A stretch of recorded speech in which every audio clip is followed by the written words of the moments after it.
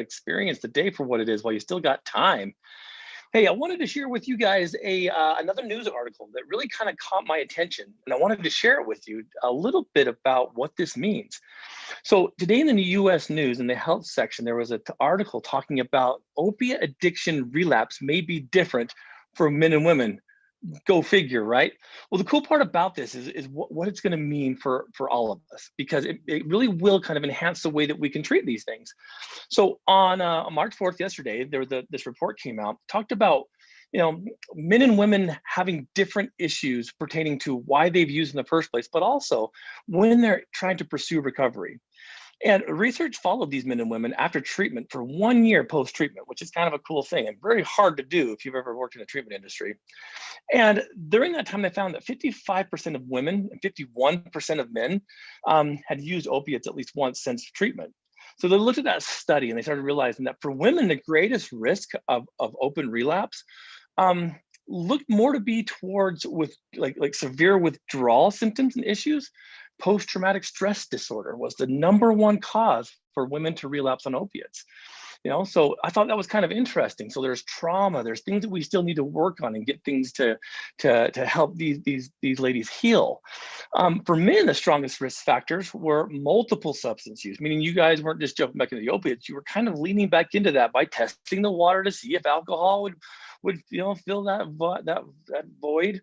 And what we found out is that it didn't, because as you started using more substances, not your drug of choice, opiates, eventually it led you there. So the more severe withdrawal potential and post-traumatic stress for women turned into multiple substance use for men, and then behavioral problems, which were kind of interesting, right?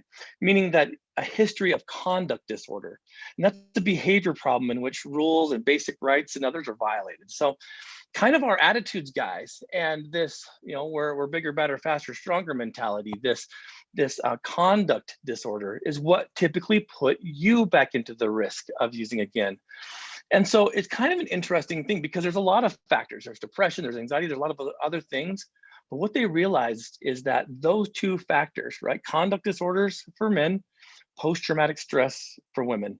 Kind of an interesting paradigm. And I really like this article because it goes on to suggest that women would probably benefit more from treatment programs and support groups, much like Addict to Athlete, where they can do things together. That's why we have the women's group on Team Addict to Athlete, where they can kind of heal together. Men, guess what? That gravitates you towards building a strong foundation with a sober support system. Addict to Athlete, what a great thing to be a part of. When we bring those two things together and we treat each other with respect and we give the goal, we give a path to achieve that goal, Team Addict to Athlete and the things that we do can be quite crucial for a lot of different areas on getting you the help that you need. And so I really liked the contrast that men are more likely to benefit from cognitive behavioral programs, women, more the traditional trauma, DBT programs. And so it helps you kind of understand what you need to navigate in order to get the best help. But also that sober support system links both of those groups together, male and female. And so I really think that between understanding the differences and why you're, maybe sliding into that relapse potential, also understanding that MAT is significant in helping you maintain sobriety.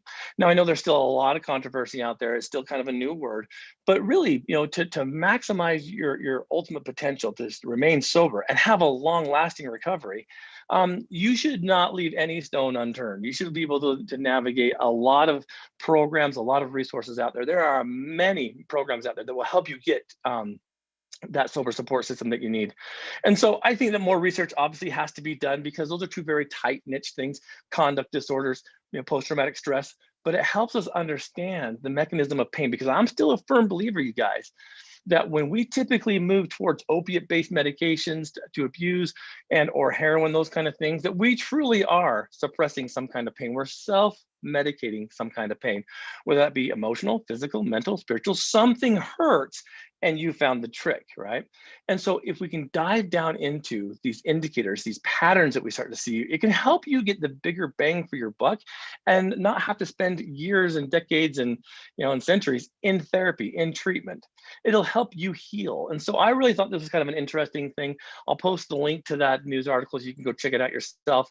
I love the fact that they spend lots of money on this, telling us that men and women are different. Duh.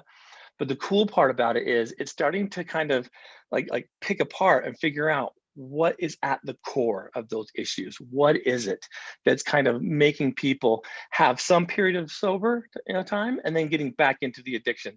So I wanted to share that with you. I thought it was a great article. Believe it or not, men and women are quite different. I didn't know if you guys know that or not, but they are. But anyway, I want to drop these into you now and then just so you can stay current on what's going on. If you have any questions or you want to have more dialogue on this, please, share this video, but also, comment down below. Let's get some dialogue going. Have you seen this to be the case? Has any of this stuff happened to you, early in recovery or someone that you know? I'd love to hear about it.